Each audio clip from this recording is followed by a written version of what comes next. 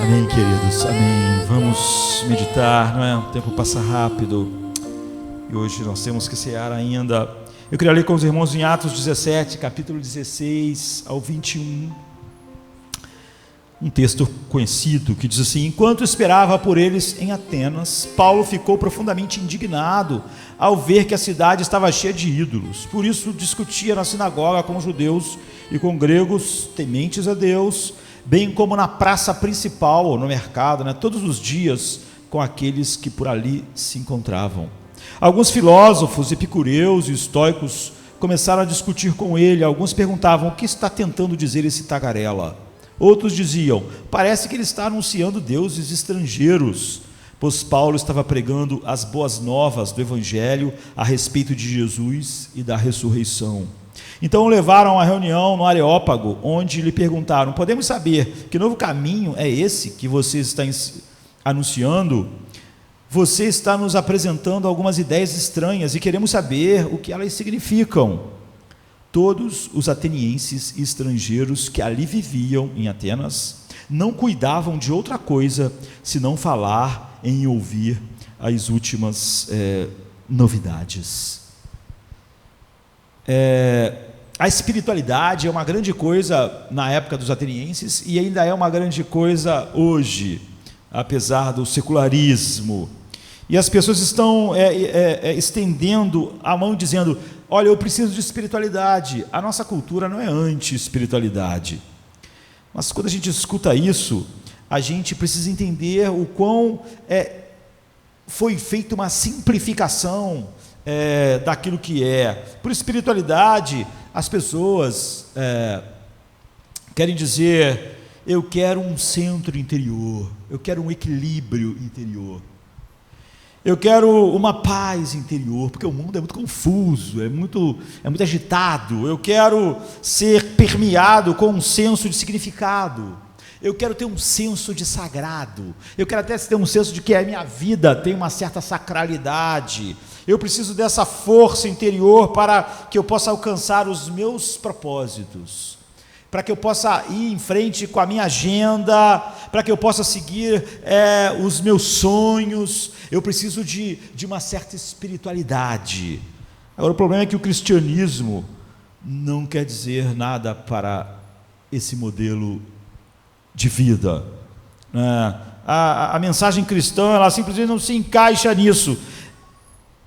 O Evangelho não é um poder para ajudar você chegar à sua agenda, para você atingir os seus sonhos, as suas realizações. O Evangelho é uma agenda totalmente nova. Só foi convertido, só foi regenerado um homem que a partir daquele instante tem uma nova agenda. Tudo que era importante para ele no passado simplesmente não importa mais. Imagine tudo que era importante para Paulo até aquele dia em Damasco, na estrada para Damasco.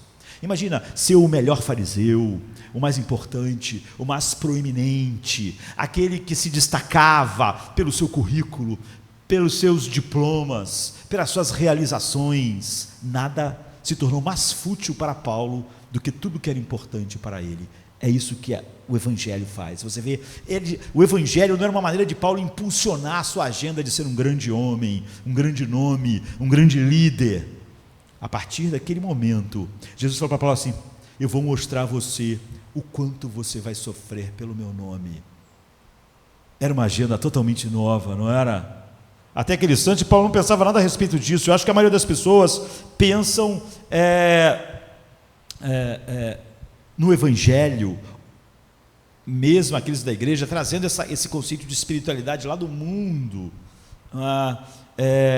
com uma imagem que eu já usei aqui em outro momento, uma imagem de que você está numa recepção, ou você está em um encontro, ou numa reunião, uma festa, e lá tem, 50 pessoas, mas você pensa: como é que eu vou me relacionar com essas pessoas? Como é que eu vou entrar em contato com elas? Como é que elas vão me perceber? E você fica travado, você se sente incapaz de circular bem no meio daquelas pessoas, naquele evento, festa, sei lá o quê, no meio daquelas 50 pessoas, e você quer uma força interior, você quer uma maneira de agir que faça você interagir bem com todos ali.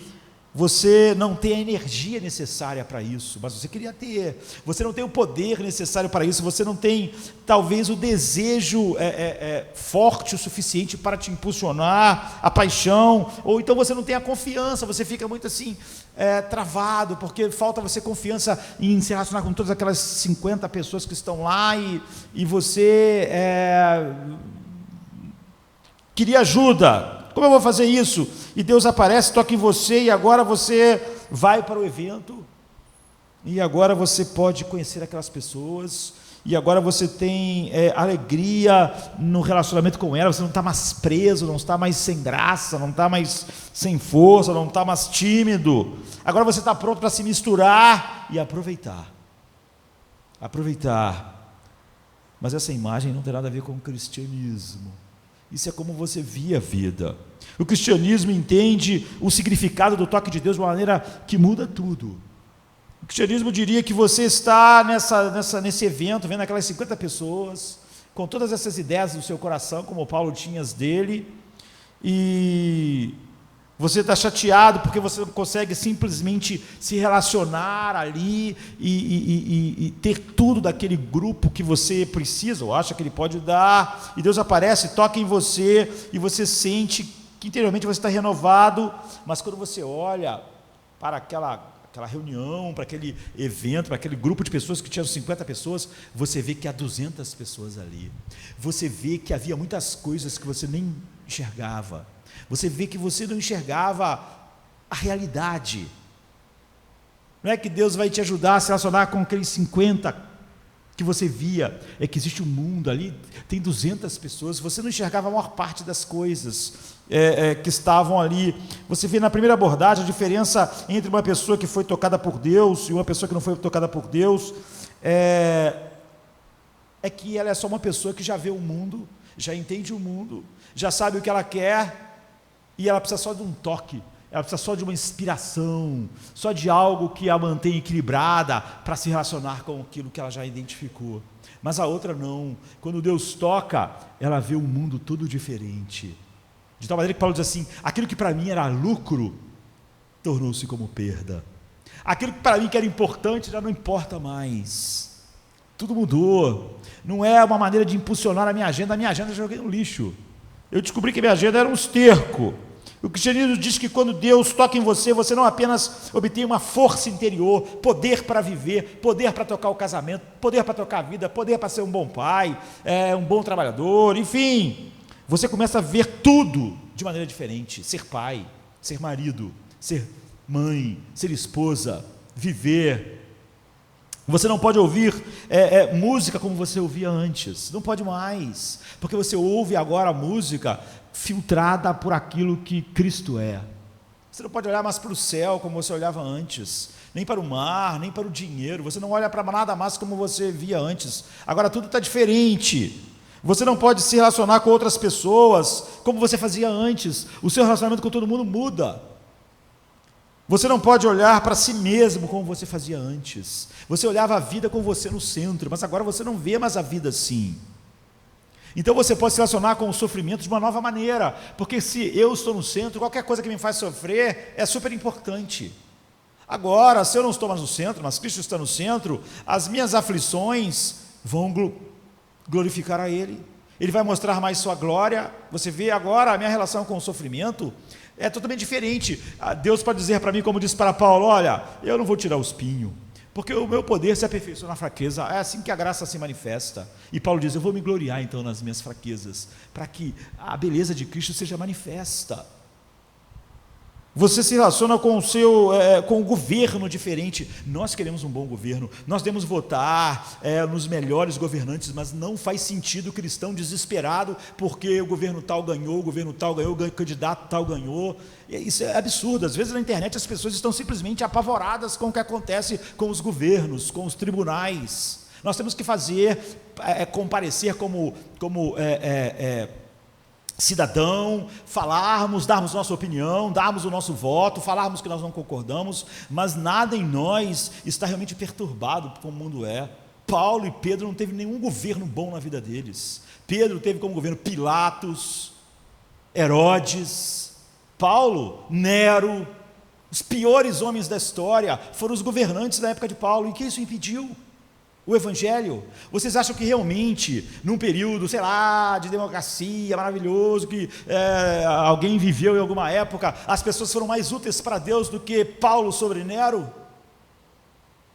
Calígula? Paulo está preocupado. Você lê as cartas de Paulo e vê ele dizendo: o Império Romano é horrível, tudo é horrível, Nero é horrível, como é que vai ser a nossa vida com Nero no poder? Ele diz: quer vivamos, quer morramos, somos do Senhor. Nós acreditamos como Daniel, quando Deus revelou a Daniel, Daniel lendo Jeremias, viu que era tempo do povo voltar para Jerusalém, para Israel. Ele não pensou: mas como vai voltar se Nabucodonosor manda no mundo? Ou se Ciro manda no mundo? Ou se Dario manda no mundo? A Bíblia diz que Daniel imediatamente começou a orar. Ele sabia: tu governa os reis, tu coloca os reis, tu depõe os reis. Eu sei que Israel voltar não depende do poder de um homem. Pode o homem mais poderoso do mundo tentar ser um impedimento, mas não vai ser. Então você se relaciona, você vê com governos de maneira diferente, você se relaciona com o seu bairro de maneira diferente, você se relaciona com o seu trabalho de uma maneira diferente. Tudo que você faz é para a glória de Deus. Você não trabalha melhor quando o seu chefe está lá, quando alguém está te vendo, porque você sabe que a pessoa para a qual você trabalha está vendo. Paulo leva isso ao ponto de dizer para pessoas que eram escravas e nunca recebiam salário: não trabalhe para o seu senhor terreno, não faça uma porcaria porque você é um escravo, trabalhe como para Deus. Tudo muda. Na verdade, a diferença entre uma pessoa que foi tocada por Deus e uma pessoa que não é tocada por Deus não é uma questão de energia interior, poder para tocar a agenda da vida, é uma questão de cosmovisão. Tudo que você enxerga de uma maneira diferente. João, quando escreve, o imperador romano está prestes a desencadear a maior perseguição que já estava acontecendo. João está preso, e ele escreve: olha, escrevo para os companheiros no sofrimento.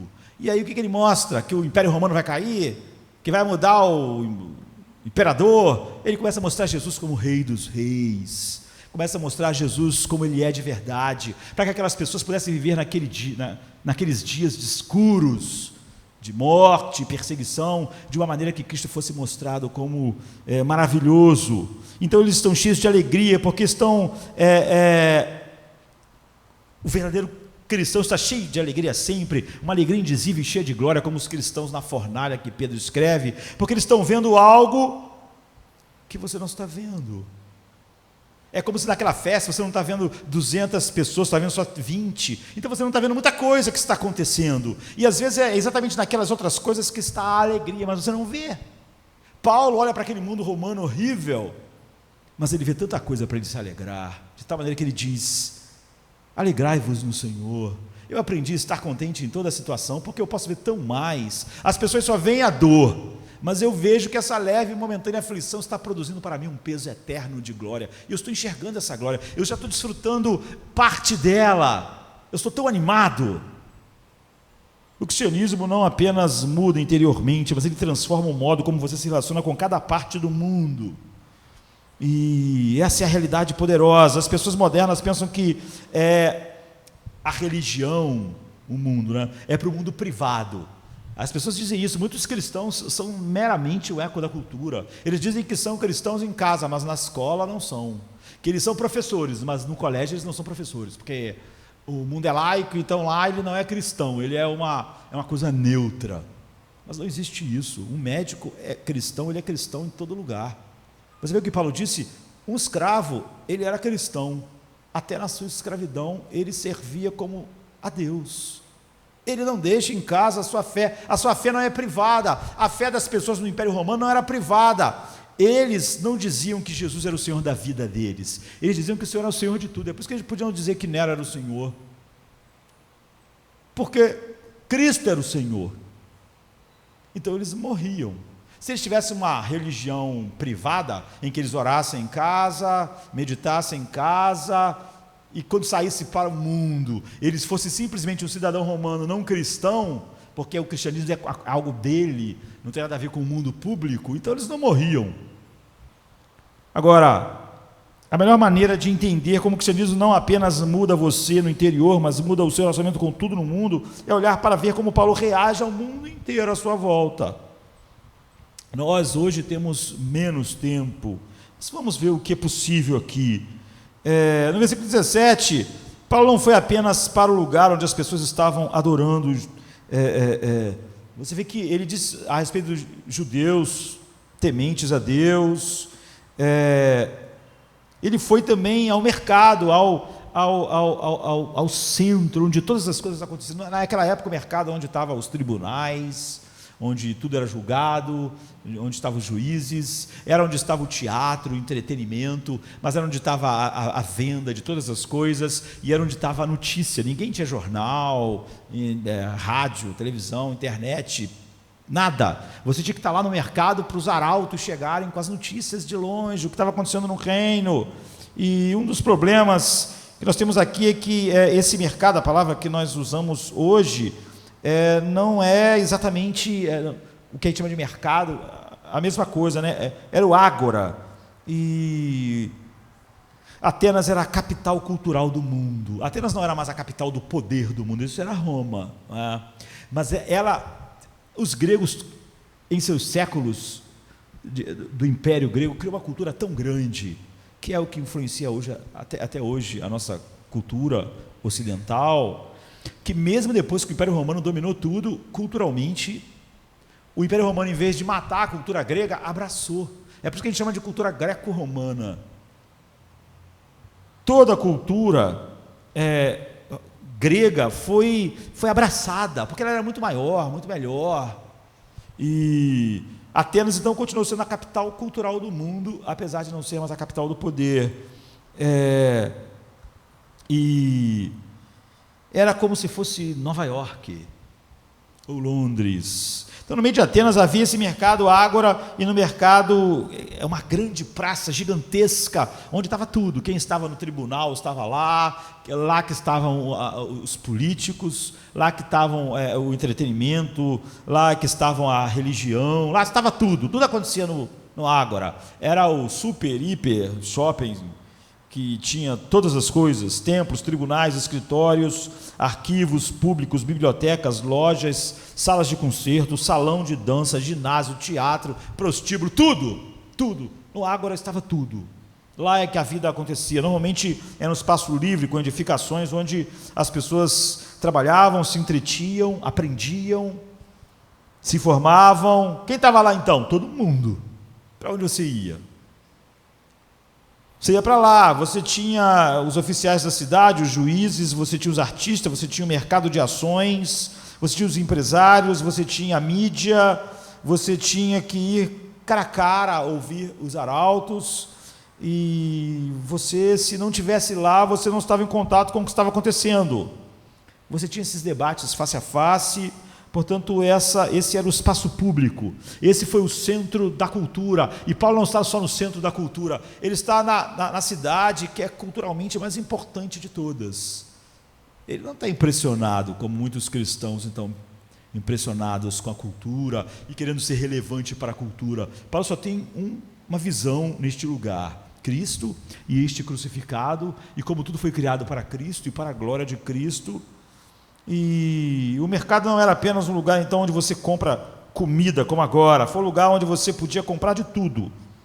Era o mercado de ideias, era o mercado de filosofia, era o mercado de filosofias diferentes, né? Abordagens diferentes da vida, da alma, dos problemas. Era o mercado de negócios, o mercado de arte, o mercado de entretenimento. Era o mercado de tudo. Essa era Atenas. Talvez houvesse só 3 mercados, ágoras, tão importantes quanto o de Atenas: o de Roma e o de Alexandria, em todo o mundo. Então Paulo estava nos lugares mais quentes e incríveis que se podia estar, e Paulo foi até lá. E agora isso não faz sentido para as pessoas modernas, porque a nossa ideia é que a fé deve ser algo privado. Você pensa, Paulo devia ir lá, ver isso tudo, isso é cultura, aqui acontece de tudo, mas Paulo devia deixar o cristianismo dele com ele, e simplesmente ir lá. É algo que a religião é só algo para me dar força interior, paz interior, mas é privado, não é público. Vida, ideologia, filosofia, na universidade, no comércio, no trabalho, na profissão. É assim que o humanismo secular prospera, porque as pessoas deixam o seu cristianismo em casa, mas o humanismo secular não fica em casa, ele está em todos os lugares. Agora, é claro que isso não é o que a Bíblia faz, não é o que a Bíblia diz. Em Provérbios 1 há um lugar, e Paulo sabia disso, não é? Como especialista que era, em que Deus diz: minha verdade é apenas para os interiores, ela só ajuda você em sua vida privada e dá sentido a ela. Não, o que a Bíblia diz é: a sabedoria clama em voz alta nas ruas, no mercado, no ágora, ela levanta a voz, à frente das ruas cheias, a minha verdade grita, na entrada dos portões da cidade, ela faz seu discurso. Em outra versão: a sabedoria clama em voz alta nas ruas, ergue a voz nas praças públicas, nas esquinas das ruas barulhentas, ela clama na porta da cidade, faz seu discurso. Agora, você vê o porquê, a razão porque foi que houve esse choque, é que nós somos pagãos novamente. Nossa cultura, e muito daquilo que se chama de cristianismo, não passa de paganismo com um linguajar cristão. Todo mundo agora tem seu Deus territorial. Eu tenho meu Deus, eu estou adorando o dinheiro. Você adora o que você quiser, eu adoro o dinheiro, e você não fala nada a respeito disso. Você sabe, naquela época, como hoje, havia um Deus para cada cidade. Um Deus para Éfeso, a grande deusa dos Efésios, Diana, é a deusa dos Efésios. Cada cidade tem o seu Deus. E o Deus de Atenas, e havia o Deus para os empresários, havia o Deus para os pescadores, havia o Deus para os guerreiros, havia um Deus para tudo. Todo mundo tem seu próprio Deus, e porque todo mundo tem o próprio Deus, está tudo bem. Viva o seu Deus, eu vivo o meu. Eu estou servindo a Diana dos Efésios. Se você não gosta dela, tudo bem, vai servir o seu.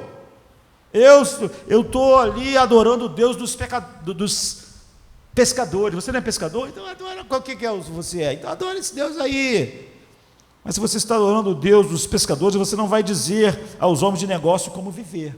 Não venha dizer como eu devo viver a minha vida, porque você adora o Deus lá dos homens dos negócios. Eu não sou um homem de negócio, eu sou um pescador. Eu adoro o Deus dos pescadores, é o que o Deus dos pescadores disse que eu acho importante. Se você está adorando o Deus de Éfeso, não venha dizer como eu devo viver aqui em Atenas. E, portanto, todo mundo tem o seu próprio Deus, e é assim que nós somos até hoje. E nós criamos os nossos cultos, mas se há um Deus que não é a emanação de algum aspecto da criação, você vê até que tem muitos cristãos que dizem: eu não posso acreditar num Deus. Ele está dizendo que eu invento Deus. Porque é óbvio que você não tem que dizer: eu não posso acreditar num Deus que mande as pessoas para o inferno, não posso acreditar num Deus que elege alguém. Então o cara está inventando Deus, ele está inventando o Deus dele, ele está dizendo assim: o meu Deus tem que ser assim. É porque ele não acredita que Deus existe. Porque se Deus existisse, eu não fico falando assim: eu não posso aceitar que o Mateus tenha tal altura. O Mateus é meu filho, ele existe, ele é como ele é. Ou eu não posso dizer: eu acho, para mim Mateus tem 2 metros. Ridículo, ele não tem. Ele é uma pessoa real. Ele não é como eu quero que ele seja, ele é como ele é. O fato é que se Deus existisse, e se alguém acredita em Deus, ele nunca vai dizer como Deus deve ser, ele só quer conhecer como Deus é, e é o que Cristo faz, nos revela Deus. Agora pense, isso é apenas lógica, então não vamos falar sobre o quanto isso é estreito ou não, isso é apenas lógica. Se é um Deus que criou todas as coisas, então ele tem que ser o Senhor de tudo. Quem cria as coisas é o dono. As coisas existem para o seu Criador. Ela não existia até ele criar. E, como eu disse, certa vez um professor cristão, muito comprometido, amava a palavra, disse assim: o meu cristianismo eu deixo fora da sala de aula. Eu disse: você é um pagão. É o pagão que faz isso. Lá você está servindo o quê? Ao Deus da pedagogia moderna? Que Deus você está servindo lá? Que cristianismo é esse? Como você vê os seus alunos? Não é através do filtro do Evangelho? Você não vê nos seus alunos pessoas que estão indo para o inferno? Como é que você vê os seus alunos? Como a Bíblia diz que eles são ou como a sociologia diz que eles são? Como a psicologia diz que eles são? Como é que você vê eles? Como é que você vê a alma deles? Como Freud diz que ela é ou como Jesus diz que ela é? Como você vê? Lá você vê como Freud diz, em casa você vê como Jesus diz. Que espécie de ser estranho você é. Você é uma coisa num lugar e outra coisa em outro. Você vê os seus alunos como pessoas que estão sob aquilo que a Bíblia chama de depravação total, ou você acha que todo ser humano nasceu bom e você acha que realmente a educação vai salvar eles? Assim Paulo segue em frente com sua fé no mercado. Paulo está no ágora, mas lá está o apóstolo Paulo. Paulo não deixava de ser Paulo, para quem Cristo era tudo, dependendo de onde ele estava, com quem ele estava, em que cidade estava, em que circunstância estava. No mundo das ideias, Paulo amava Cristo. As pessoas tinham 1000 ideias sobre a alma, 1000 filosofias. Paulo só tinha uma ideia sobre a alma, aquela que Cristo manifestou. No reino público, Paulo via tudo do ponto de vista da glória de Cristo. No mundo das ideologias, Paulo levantou a sua voz. Ele não disse, aqui no Ágora, em casa eu sou assim, mas aqui eu sou outra pessoa. Em outras palavras, ele diz,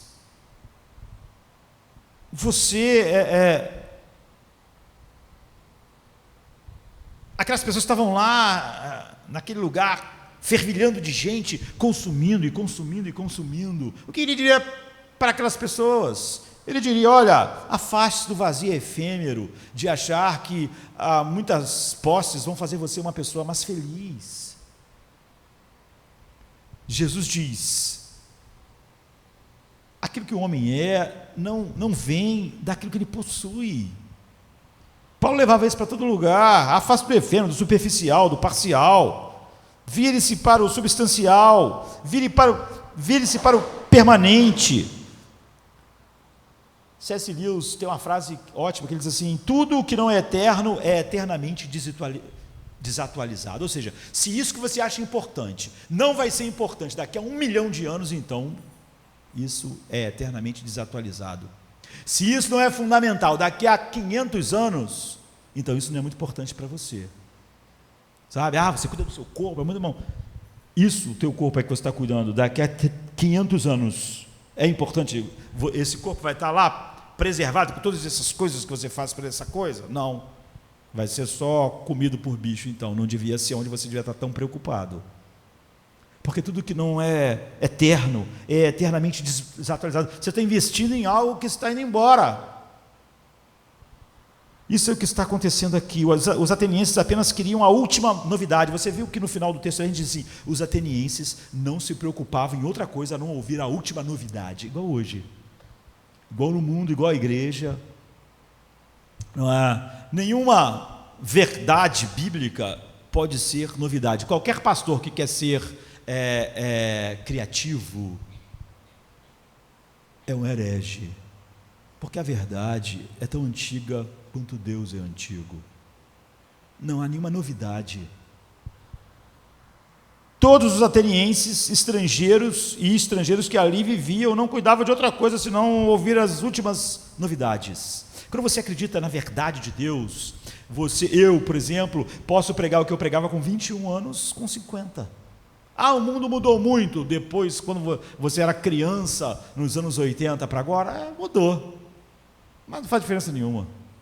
Tudo o que a verdade diz é tão verdade na minha adolescência dos anos 80 como é agora.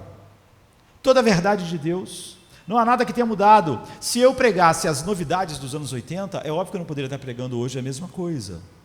Mas como eu preguei isso nos anos 90, eu posso pregar nos anos 2000, 2019 até morrer.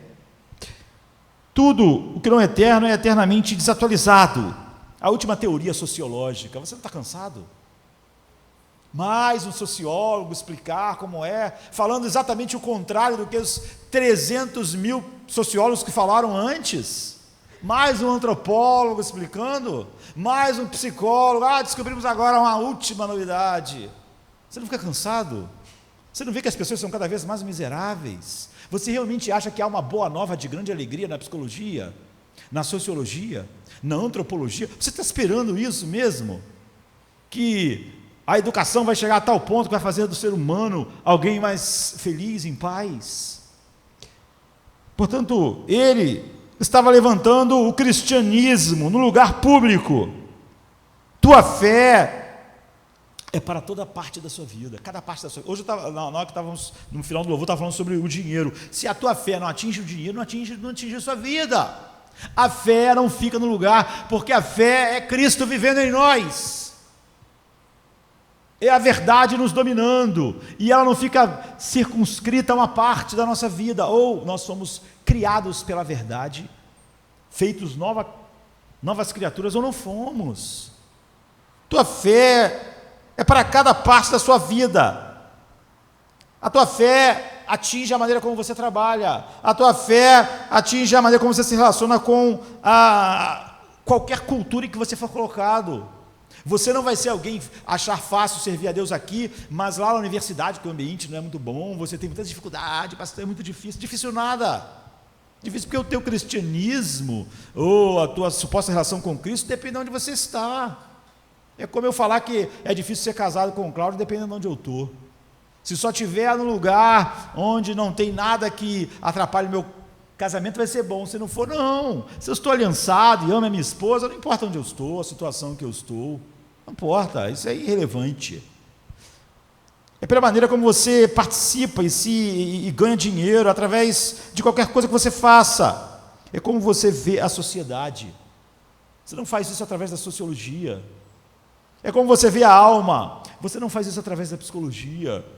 É como você vê o homem. Você não vê o homem através da antropologia. A antropologia nunca vai descrever o homem como ele é: depravado, escravo de paixões, que ama a escuridão. Mas a verdade bíblica diz isso e a realidade prova isso. Você vai dizer: como eu faço isso? Deixe-me lembrar desde o primeiro ponto aqui que essa é a maneira de fazer. Alguém vai colocar dessa maneira, alguém vai dizer: o problema é que Paulo é um pregador. Eu não sou um pregador. Paulo é um apóstolo. Ele leva a fé para o mercado, para o ágora. Vejam o que ele está fazendo aqui e como isso ajuda, mas eu não sou um pregador, isso é um problema. E certa vez, há um tempo atrás, talvez um ano, dois, sei lá, não sei quando, eu preguei em 2 Reis 5, eu falei sobre, pregando a respeito desse texto, eu falei sobre algo que correspondia a isso. Em 2 Reis 5 há uma grande história de Naamã, que foi o primeiro-ministro militar da Síria, e que nós sabemos que foi curado de lepra através do ministério do profeta Eliseu. E ele era pagão, mas ele também era leproso. Nós conhecemos a história, que ele tinha que mergulhar 7 vezes, e nós sabemos que ele não falou que não ia fazer, porque Eliseu sequer foi falar com ele, e era um dos homens mais importantes do mundo. Era como se um dos homens mais importantes não fosse a sua casa para você orar por ele. Ele está com um problema muito grave. Em vez de você orar, você fala assim: fala para ele fazer isso. E nem sair na porta para atender o figurão. O cara ficou ofendido. E ele falou assim: lá na Síria tem rios muito melhores. Eu vou mergulhar nesse rio. Nada, esse cara nem saiu para falar comigo. Esse cara não deu importância. Nós sabemos que ele não queria mergulhar, e alguém disse: poxa, se ele pedisse uma coisa difícil, dinheiro, para você ficar curado da lepra, você não ia fazer? Então por que você não pula? Ele falou para você devia pular no rio, vai lá e pula. E ele acabou indo. Nós sabemos que ele foi curado, e não foi só a cura da lepra, algo aconteceu. E diz assim para Eliseu: que o Senhor me perdoe quando meu senhor o rei entrar no templo de Rimom para inclinar-se e apoiar-se em meu braço e eu me curvar também. Que o Senhor me perdoe. Aqui está o que eu vou fazer: dê-me tanta terra de Israel quanto 2 mulas podem carregar, para que seu servo nunca faça holocaustos e sacrifício a qualquer outro Deus, senão o Senhor. Não é engraçado? Ele ia voltar para a cultura dele. Eliseu disse: agora que você foi trazido por Deus a crer somente nele, não volte para a Síria, fique por aqui mesmo. Não, ele ia voltar. Só que havia um costume, como ele era o figurão mais importante da Síria, depois lá do rei, o rei andava apoiado em seu braço. Ele era o chefe militar, tipo assim, o cara que comandava os exércitos e era a proteção do rei. Então o rei não era cristão, o rei era pagão, e o rei adorava o seu próprio Deus. Ele diz: que o Senhor me perdoe quando o meu senhor o rei entrar no templo de Rimom. Por quê? Porque ele entra apoiado no meu braço, num cargo que eu ocupo no governo, mas eu adoro somente o Deus de Israel, mas eu vou entrar no templo com ele apoiado no meu braço. E ele se ajoelha. Na hora que ele se ajoelhar, eu não posso ficar em pé, ele está apoiado no meu braço. Quando ele se ajoelhar, eu vou me ajoelhar também, mas eu nunca vou adorar outro Deus, a não ser, então eu quero 2 mulas de areia de Israel, daqui, da terra do Deus de Israel, do meu Deus. Agora, não é esquisito isso? Ele diz assim: então eu vou fazer o seguinte, quando ele for se ajoelhar, eu vou jogar a areia no chão, a areia daqui, de Israel, e eu vou me ajoelhar sobre essa areia. Certamente isso era um troço estranhíssimo. As pessoas iam perguntar: por que é isso? O que tu fez ali? Tu jogou uma areia no chão para se ajoelhar? Então ele ia dizer: porque eu estava me ajoelhando diante do Deus de Israel, porque só a Ele eu adoro. Você vê, ele não ia ser: olha, como general eu não tenho nada com Deus, vou lá em casa é a hora de Deus, lá no templo, não. Ele encontrou uma maneira de, em todo lugar que ele fosse com o rei, ficar evidente que ele era servo de Deus e que ele adorava a Deus e somente a Deus. Então você vê, você podia até pensar: pois isso é uma superstição, porque o cara tinha que levar areia. Ele queria fazer algo público que chamasse a atenção das pessoas, que era diferente de todas as coisas, para que as pessoas perguntassem: por quê? Por quê você joga essa areia aí? É porque essa areia é de Israel. Mas o que tem isso? Porque eu só sirvo o Deus de Israel, eu só me ajoelho diante dele. É como se eu estivesse agora aqui em Israel, adorando o único Deus, em qualquer lugar, mesmo quando eu entro no templo de Rimom, ele não é Deus para mim. Você vê, é isso que Pedro diz assim, quando as pessoas perguntarem a razão da sua fé, a razão da sua esperança, a sua esperança em Cristo é tão grande, tão evidente, que as pessoas do mundo vão perguntar: que esperança é essa que você tem? Por quê? Porque você não deixou ela em casa, porque você levou ela para o trabalho, você levou ela para o mercado, levou ela para todos os lugares, de tal maneira que as pessoas vão perguntar: qual é a razão da sua esperança? Estejam prontos para dar a resposta. Vivam a vida de tal maneira que fique evidente que vocês vivem para Cristo. Então, você vai encontrar em todos os lugares, e é diferente, não é? Uma maneira de deixar evidente de que sua vida é sobre Cristo. Mesmo se você for o primeiro-ministro do rei da Síria. Então,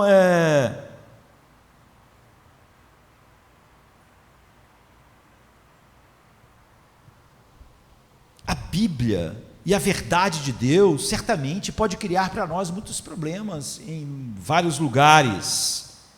E se você levar a sério a verdade de Deus, o seu coração for realmente capturado pela beleza de Cristo, você sabe que tem que viver de uma maneira no mundo que faz de você um estrangeiro, um peregrino aqui. Uns vão entender, outros não. Você vê que muitas pessoas aqui chamaram Paulo de tagarela. O que esse tagarela está falando? Dá até uma dor no coração. Paulo é o homem mais sábio que já viveu. Paulo é a pessoa mais incrível que viveu no mundo. Mas muita gente olhou para ele e falou assim: o que esse tagarela está dizendo? O que esse paspalho está dizendo? Que maluquice é essa que ele está dizendo? Está falando sobre ressurreição dos mortos, sobre um carpinteiro que morreu. Nada é mais ridículo. Nós somos Atenas. Aqui nós temos eram os epicureus, não é? Os estoicos. Nós temos filosofias robustas. Nós temos Sócrates, nós temos Aristóteles, nós temos Platão. Esse cara é um tagarela, ele está falando um monte de maluquice. Não é nada profundo isso. Um carpinteiro crucificado que ressuscitou, é um tagarela. Então, não importa, não é? Paulo levava com ele a verdade e quem ele era para todos os lugares. Então, nós nunca vamos com o fluxo. Nós nunca usamos criatividade para simplesmente nos camuflar, como essas roupas de camuflagem que nos faz nos misturarmos tanto que ninguém consegue ver a diferença, não é? Da pessoa no meio do mato, no meio do deserto. Tem um meme na internet engraçado que o cara está num quartel assim e o capitão dele diz assim: soldado tal, eu não te vi hoje no exercício de camuflagem. Ele: obrigado, senhor. Obrigado, não me viu, é isso, eu estava totalmente camuflado ali, o senhor não conseguiu. Eu fico até feliz de o senhor reconhecer que realmente eu fui o melhor de todos, porque os outros só você viu, então estava bem camuflado, mas eu estava... Foi uma saída ótima, não sei se isso foi verdade, né? Então a Bíblia não faz assim. Paulo vai para o mercado, e Paulo vai como Paulo, escravo de Cristo, aquele ama. Agora, porque ele vai como escravo de Cristo, a maneira com que ele sente as coisas é totalmente diferente, não é? Primeiro de tudo, olha o que Paulo sentiu. Enquanto Paulo esperava em Atenas, o seu espírito se comovia em si mesmo, ou se indignava. A primeira coisa que a gente pode dizer, de aplicação prática, é que quando você vai para a Bíblia, alguns de nós são tão práticos que somos... perdemos a maneira como qual nós devemos aplicar as coisas. E as pessoas elas vão à Bíblia, elas querem ser tão práticas que elas ficam impraticáveis, não é? Elas vão para a Bíblia e elas só querem saber assim: olha, eu preciso de orientação, eu preciso saber como fazer as coisas, eu preciso tomar aquela decisão, pastor, como é que é a decisão que eu tomo, o que eu devo fazer? E eu preciso saber se devo ir à escola ou não ir à escola, eu preciso saber se devo casar com essa pessoa ou se não devo casar, eu preciso saber isso, preciso de orientação, como eu faço isso? Em geral, a Bíblia não diz isso, não é, que as pessoas querem. Ele diz que tipo de pessoa você deve ser para discernir a vontade de Deus. Deve ser cheio de Cristo, deve ter a mente de Cristo, deve ter no coração um desejo de honrar a Cristo. É assim que você vai tomar as decisões. Não é que existe uma página com a decisão que você deva tomar. Diz como deve ser o cônjuge com quem ama a Cristo, deve viver a sua vida. E diz que esse tipo de pessoa que discerne a vontade de Deus é alguém que não anda segundo o conselho dos ímpios, nem que se detém no caminho dos pecadores, nem se assenta na roda dos escarnecedores, antes medita na lei do Senhor e tem nela o seu prazer. Esse homem começa a saber escolher aquilo que mais honra a Deus em todas as situações, porque o reino de Deus, Paulo diz, não é comida nem bebida, mas justiça, paz e alegria no Espírito Santo. Ou seja, a Bíblia diz que alguém que faz a vontade de Deus é alguém que já não está sendo guiado pelo reino do ego, é alguém que não busca os primeiros lugares. Quem busca não vai fazer a vontade de Deus. Se você busca os primeiros lugares, se você busca a aceitação dos homens, a glória dos homens, então você vai fazer tudo errado mesmo. A Bíblia diz que tipo de pessoa você deve ser, e diz que se você for esse tipo de pessoa, o tipo de pessoa que ama Cristo, o tipo de pessoa que em Cristo é tudo para você, você vai saber como escolher cada coisa, porque cada coisa será filtrada pelas coisas que são mais importantes para você. Essa situação aí, esse emprego, esse lugar, vai fazer com que eu possa glorificar mais a Cristo? Não vai. Então o interesse que me faz decidir as coisas não é o dinheiro como das outras pessoas, não é a posição, é Cristo. Você vê, a gente não gosta muito disso, porque a nossa cultura ocidental é diferente, não é? As pessoas perguntam: como eu devo enfrentar a morte? Elas querem um passo a passo. Como eu posso enfrentar o sofrimento, pastor? Como eu posso ter sabedoria? Como eu posso entender essa coisa? A Bíblia diz continuamente o tipo de pessoa que você deve ser. E se você for esse tipo de pessoa para a qual Cristo é tudo, morrer será lucro. Se você não for esse tipo de pessoa, não importa o que as pessoas te ensinem, a morte vai ser um desespero. Se você não for o tipo de pessoa que é uma nova criatura, saber as coisas não vão te ajudar muito. Porque você vê, é aquele que medita na lei do Senhor e nela tem o seu prazer. Se você não é o tipo de pessoa que tem prazer na lei de Deus, meditar vai ser um inferno. Você vai pensar, já li um capítulo hoje, eu só li um capítulo por dia. Já cumpri a minha obrigação. Eu orei hoje 30 minutos, grande oração. É isso, tudo é difícil, você não é o tipo de pessoa para quem a oração é o que deve ser. É por isso que você conta os minutos. Tanto porque você acha difícil ou para você se gabar, porque você quer que as pessoas te admirem. É esse tipo de pessoa que Jesus disse, já teve, ele queria isso, queria que todo mundo achasse que ele era um homem de oração, então já teve a sua glória. E as pessoas dizem assim, mas eu preciso disso amanhã. O pastor está falando de alguém que está crescendo e cresceu, e tem uma vida de oração, hábitos de oração e meditação na palavra, isso leva tempo, eu quero isso para amanhã, eu quero decidir isso amanhã. Isso mostra que você não vai estar pronto amanhã. Você não está pronto para tomar as decisões certas hoje. Você hoje tem que se tornar a pessoa certa. Mas se você não se tornar a pessoa certa hoje, daqui a 10 anos você vai dizer, eu não sei como tomar essa decisão, pastor, porque eu preciso isso para hoje. Se 10 anos atrás, se você tivesse sido a pessoa certa, hoje você já saberia, mas você está sempre pensando no agora, e você nunca é a pessoa que sabe fazer as escolhas que honram a Deus. A maioria das pessoas jovens vão ser assim. Paulo tinha sentimentos profundos e complexos. Todos eles produzidos pelo Evangelho. John Stott, ao comentar o livro de Atos, nessa passagem ele diz algo assim, a razão pela qual não podemos falar da maneira como Paulo fala, é que não podemos ver como Paulo via. A razão pela qual não podemos ver o que Paulo via, é que nós não sentimos o que Paulo sente. Os sentimentos, eu sei que isso vai ser incrível para alguns de nós ouvir, mas o solo escritura molda em nós sentimentos, afeições, e nós precisamos ter um coração que sente como o de Paulo, mas nós não vamos ter isso amanhã. Nós temos que estar mais preocupados em cada dia mais sermos moldados na pessoa que Deus quer que nós sejamos, para que nós possamos realmente viver uma vida que honre. E agora, o problema com essa palavra é que é uma palavra difícil de traduzir naquilo que nós lemos sobre o apóstolo Paulo, não é?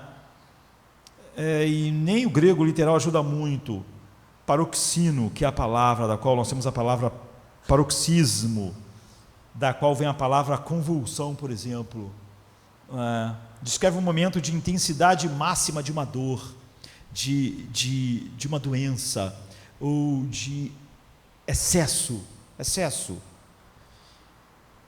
E paroxismo consiste no momento culminante de alguma crise, de qualquer coisa, onde um sintoma se manifesta com mais força do que vinha se manifestando antes. É o pico, o máximo da manifestação. Então muitas pessoas experimentam isso de várias formas e de maneira diferente. Nós experimentamos, mas a palavra que é usada não fala sobre a natureza do sentimento. Você vê, isso é o pico da maior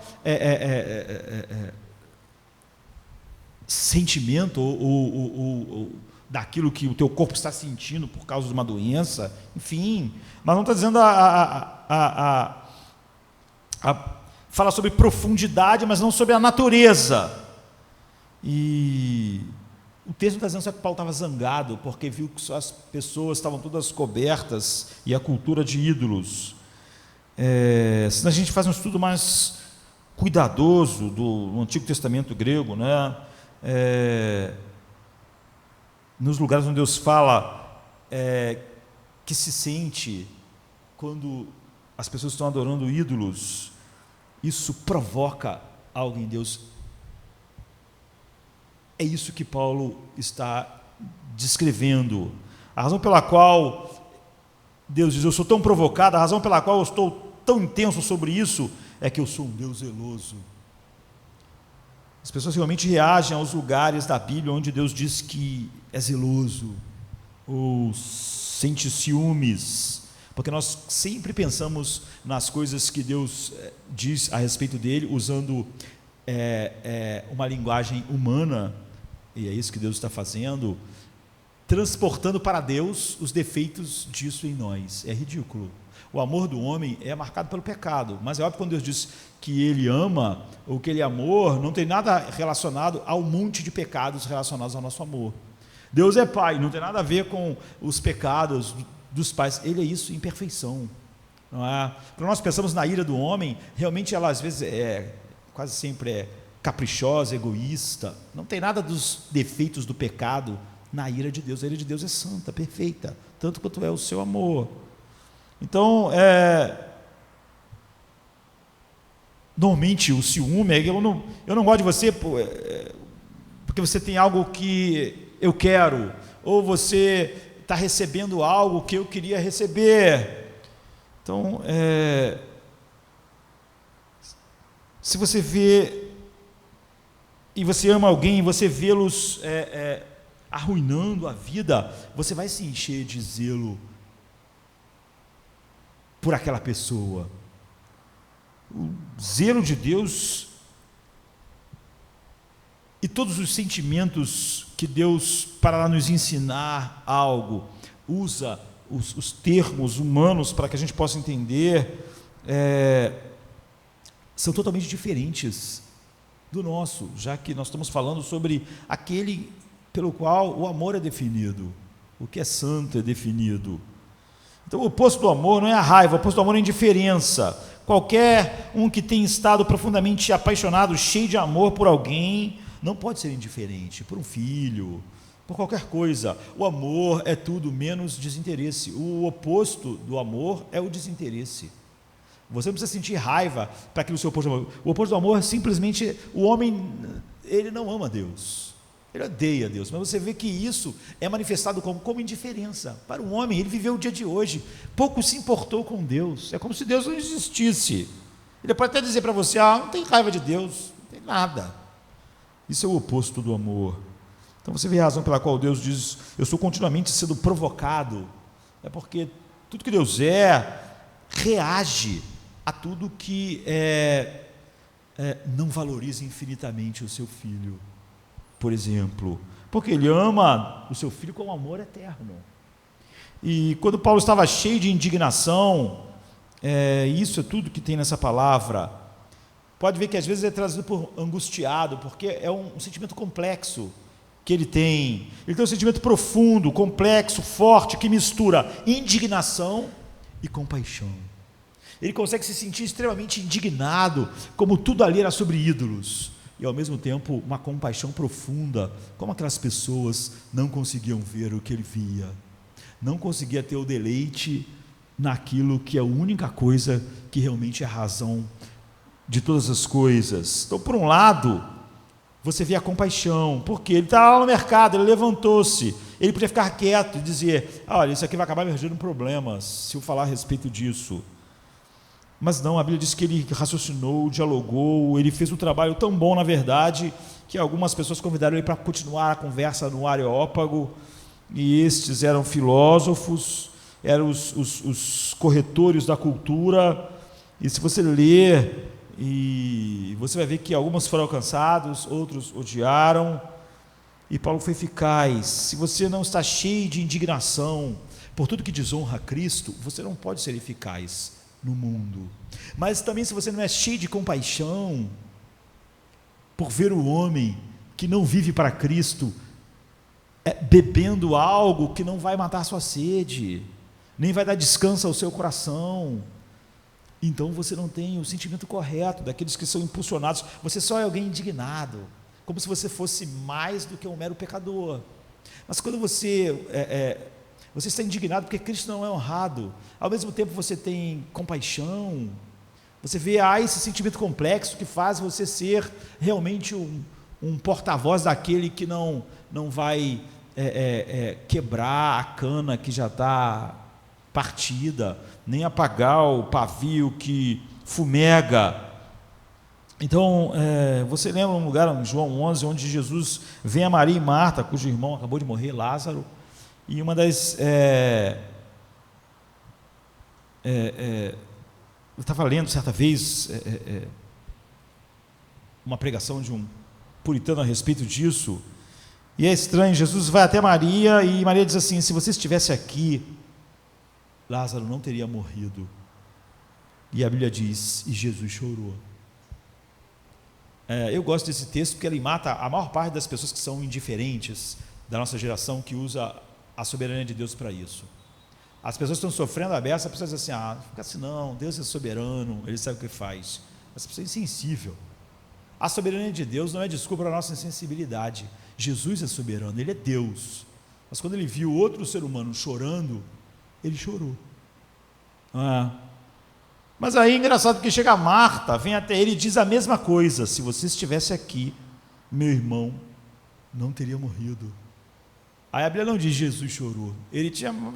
A irmã tinha falado a mesma coisa. Agora vem a outra irmã e fala a mesma coisa. Jesus diz: eu sou a ressurreição e a vida.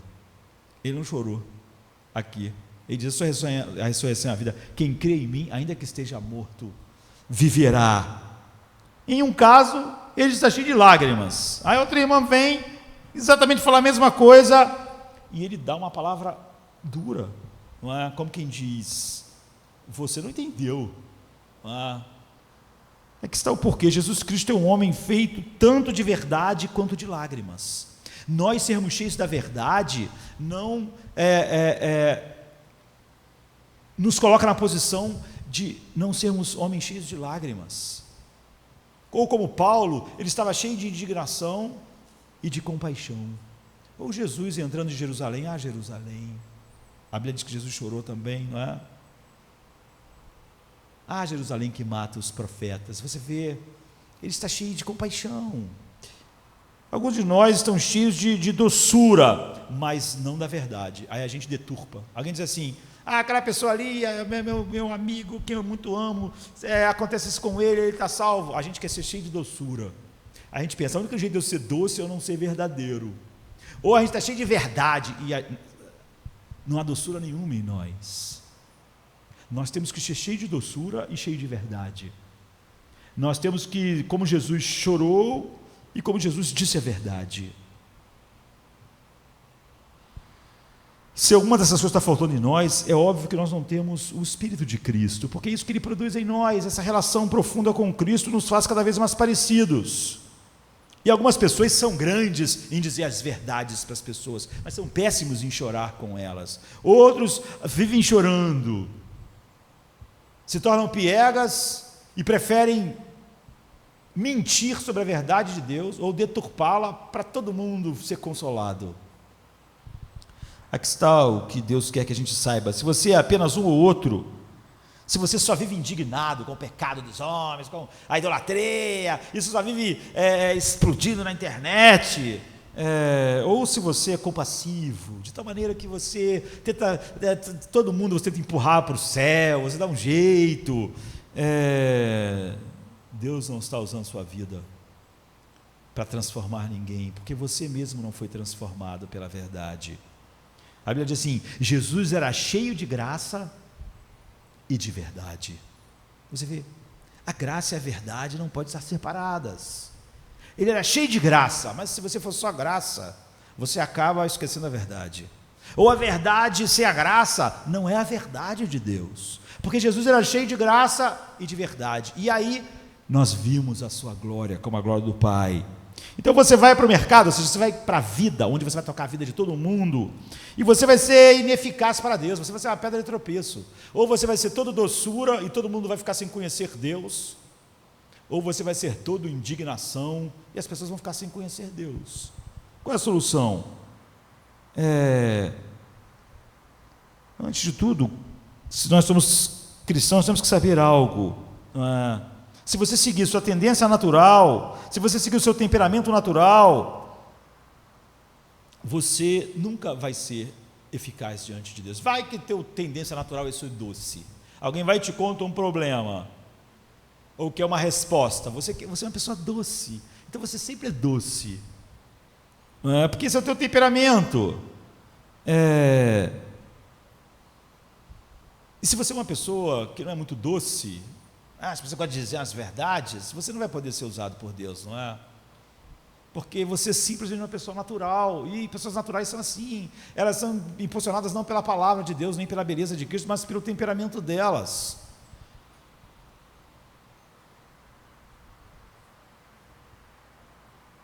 Ou você vai ser desagradável, ou você vai ser covarde, em vez de você ser quem Deus quer que você seja. Paulo não era assim, porque ele estava cheio de zelo, santo e amoroso. Ele não tinha medo de proclamar a verdade, mas sentia compaixão. Ele era capaz de ir com aquela, vamos para o Areópago para você explicar isso melhor para a gente, vamos.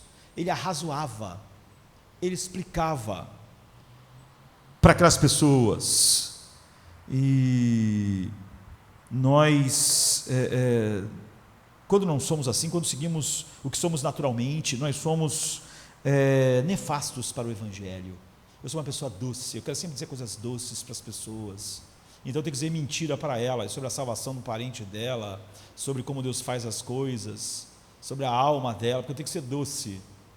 Ou eu sou uma pessoa azeda, não é? Então, como a gente supera isso? Paulo fez isso. Paulo disse aos Coríntios: quando eu cheguei a vós pela primeira vez, eu fiquei cheio de temor e tremor, e resolvi não conhecer nada senão Cristo e este crucificado quando estava entre vós. Paulo olhou para a cruz, e a cruz ardeu em chamas em seu coração. E por quê? A cruz é o único ponto. Não existe nada como a cruz no mundo. A cruz é a razão pela qual esse mundo foi criado, né? Mostrar a beleza final de Deus. Existem outras religiões no mundo, mas você vê, na cruz é o único lugar onde esse dilema é resolvido, ser duro ou ser doce. Não há outro lugar. Você só pode, para você resolver o problema, para você nunca ser guiado pela sua natureza, para você glorificar sempre a Deus, você tem que tomar a decisão que o apóstolo Paulo tomou: pregar Cristo e este crucificado. Por quê? Porque isso aponta para a cruz ao mesmo tempo nos mostra um Deus tão absolutamente, tão completamente implacável contra o pecado, que ele derrama a sua ira infinita sobre o seu próprio Filho. Mas ele mostra uma doçura tão grande, um amor tão grande, que o próprio Deus se coloca debaixo da sua própria ira. Você vê, ele não é doce e esqueceu a sua santidade e ira contra o pecado. Nem ele na cruz manifesta a sua ira contra o pecado sem mostrar a beleza da sua graça. É só na cruz que a justiça e a paz se beijam, se encontram. É só na mensagem da cruz que você pode ser totalmente verdadeiro naquilo que é mais terrível para o homem, enquanto há uma boa notícia de alegria infinita. Você não precisa ser doce e falsificar uma doçura, nem ser duro com uma dureza que é óbvio que reprovaria até você. Se você falar assim, o Rio de Janeiro só tem pecadores, então você também é um deles aqui. O Rio de Janeiro precisava ser destruído, Deus tinha que acabar com a história. Então Deus acabar com você. A única maneira de Deus não acabar com você foi derramar sua ira sobre o seu Filho. Então você devia ser doce, ao mesmo tempo que é verdadeiro. Você não precisa mentir, você não precisa diminuir o padrão da verdade, da santidade de Deus, da sua ira, para ser doce, e nem precisa ser doce de uma maneira que negue a verdade. Como? Pregando a cruz. Saia da cruz e de Cristo, este crucificado, ou você vai estar num erro ou no outro, e vai ser inútil. Se você não tem uma cruz em sua vida cristã, você vai ter ou uma religião moralista ou relativista. Ou você vai dizer, Deus é amor, Deus salva, Deus não se importa com o pecado. Sem a cruz você vai ser relativista. Deus se importa com o pecado. Deus diz, eu vou punir todo o pecado, na cruz ou no inferno.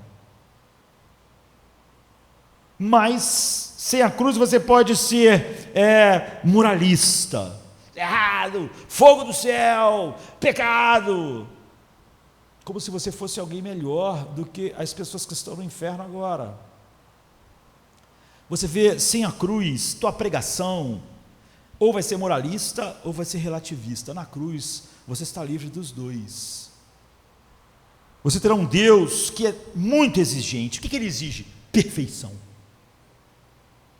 A vida do melhor homem no mundo merece nada mais e nada menos do que o inferno. Ele exige perfeição, ele exige Jesus, ele exige a vida perfeita do seu filho. Menos que isso, merece a sua ira infinita. Ele é exigente. Ele diz, no dia que vocês comerem, vocês vão morrer. Daquele dia até hoje, todas as pessoas morrem. Ele não diz, esse bebê é tão bonito, que para esse meu coração ficou partido assim. Esse vai viver para sempre, esse não morre. Não existe isso. Todos vão morrer, todos pecaram. Você tem um Deus que é muito exigente. A lei diz, ou viva perfeitamente ou morre. Mas sem a cruz você terá um Deus que é tão amor, que esse amor não lhe custa nada, ele só varre para debaixo do tapete do universo. Deus é amor, ele passa por cima do mal. Então, uma visão moralista ou relativista de Deus, é óbvio que é uma negação do Evangelho. Se alguém é legalista, moralista, não compreende o Evangelho. Ele acha realmente que o padrão de vida que ele vive seria aceitável para Deus, e que Deus está satisfeito com ele pela maneira como ele vive. Ou então, sem a cruz, aquela pessoa é relativista, ela é todo doce, ele não é cheio de graça e de verdade. Só na cruz você pode ter isso. Somente a cruz, somente o Evangelho de Jesus Cristo, que teve que morrer debaixo da ira do Pai, mostra que Deus é totalmente santo, e Ele é totalmente cheio de graça e misericórdia. Essas duas coisas maravilhosas, tão difíceis de você colocar juntas, só podem ser colocadas juntas num único lugar, na cruz. Você quer ver a ira de Deus? Vá para a cruz. Você quer relativizar um pecadinho seu aí, que você chama de pecadinho, que é um pensamento? Então, vai ver, se você é salvo, vai ver o que Deus derramou sobre o seu filho por causa disso, e você nunca mais vai chamar isso de pequeno. Agora, você quer saber, você quer ver a ira de Deus? Vá para a cruz. Você quer ver o amor de Deus? Vá para a cruz. Ele tomou sobre si as nossas aflições, o castigo que nos traz a paz estava sobre ele, e pelas suas pisaduras nós fomos sarados. Você quer conhecer o amor de Deus? Vá para a cruz. Quer conhecer a sua ira infinita contra o mal e o pecado? Vá para a cruz. Quando isso está queimando no nosso coração, como queimava no coração de Paulo, isso transforma totalmente como nós somos no mundo, como vemos o mundo. Ninguém vê o mundo como nós. Ninguém vê o homem em pecado e pode, como Paulo, estar indignado e cheio de compaixão. Ninguém está livre de ser ou moralista ou relativista, a não ser por causa da cruz. Se a nossa mensagem não for Cristo e este crucificado, nós estamos falsificando quem Deus é e somos inúteis. O Evangelho é inútil para nós e nós somos inúteis para o nosso mundo. E Paulo era totalmente diferente. Você vê, ele podia estar em Atenas, não estava deslumbrado com aquela cultura. Ele via que aquela cultura era mergulhada em ídolos, mas ele não estava lá pensando, Deus vai mandar fogo do céu e destruir Atenas, isso aqui é a Babilônia, isso aqui é uma Sodoma e Gomorra. Ao mesmo tempo que o seu coração ardia de indignação, como a vida dos homens não colocam Deus como seu tudo, como ele pregava Cristo este crucificado, ele podia sentir uma profunda compaixão por aquelas pessoas. Ele podia pensar assim, não há diferença, todos nós pecamos, Eu fiz dos meus títulos um ídolo, do meu nome, da minha carreira. Por causa disso, essas coisas eram ídolos tão grandes que eu matei pessoas por causa disso. Eu mandei apedrejar Estevão. Essas pessoas estão adorando coisas que me parecem mais baixas, mas é a mesma coisa. Todos nós desonramos Deus, isso merece a ira infinita de Deus, mas Ele pode ser cheio de compaixão. Paulo diz: eu sou o principal dos pecadores. E sabe por que Deus me salvou? Paulo diz: para trazer esperança aos outros, porque se Ele salvou um homem como eu, Ele pode salvar qualquer pessoa, porque Ele salvou o pior. E se Ele salvou eu, que persegui a igreja, assassinei as pessoas, então quem Ele não pode salvar? Você vê, Paulo era um homem, ninguém pregou sobre a glória, a santidade, o valor de Deus que o pecado rouba com mais paixão do que Paulo, mas ninguém teve mais compaixão do que ele. Ele diz: ai de mim se não pregar o evangelho. Eu sou um devedor de gregos, de judeus, de livres, de escravos, sou devedor de todos, porque eu recebi uma grande graça. Eu, o pior, recebeu graça, então eu devo a todos, porque não há diferença entre nós. Ele é uma pessoa cheia de zelo, amoroso por Deus, ele está indignado com o pecado e a idolatria ali, e ao mesmo tempo ele está disposto a sofrer de cidade em cidade. Ele diz: para que os eleitos sejam chamados ao evangelho. Ele não era simplesmente o homem que entrava nas cidades indignadas em que tudo estava errado, que tudo era horrível. E é assim que nós devemos tocar o nosso mundo. Você vê, não é só o pastor que deve estar comprometido em pregar Cristo e este crucificado. Se Cristo e este crucificado não é a maneira que nós tocamos a vida, a cultura, o mundo público, como Paulo estava fazendo, então nós não estamos magnificando Cristo diante deste mundo. Ou nós seremos moralistas e legalistas, ou nós seremos relativistas e doces, mas nós fomos chamados para ser como Cristo, cheio de graça e de verdade. Nós voltaremos mais algumas vezes a esse texto. Vamos ficar de pé.